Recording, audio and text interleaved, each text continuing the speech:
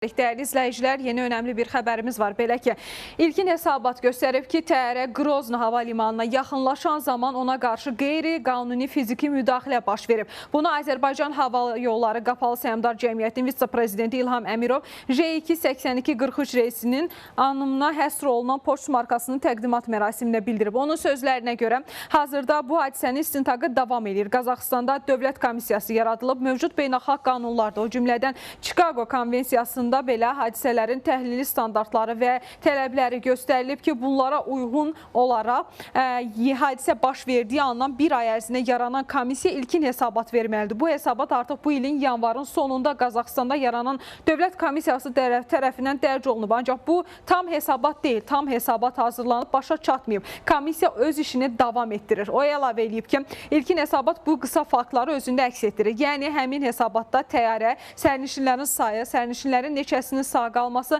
neçəsinin həlak olması və sair kimi faktlar əks olunub. İlkin hesabatla təsdiq olunub ki, təyyarə Qrozno hava limanına yaxınlaşan zaman havada olarkən qeyri-qanuni fiziki müdaxilə baş verib. Bəli, bu isə məhz Azərbaycan tərəfindən Qazaxıstandan verilən ilkin istintaq nəticələrinə uyğun olaraq bir açıqlamadır və bu açıqlamada bir daha qeyd edilir ki, tam istintaqın nəticələri hələ ki təqdim edilmir. Bununla bağlı Azərbaycan tərəfi gözləyir ki, istintaq nəticələri Azərbaycana ötürülsün.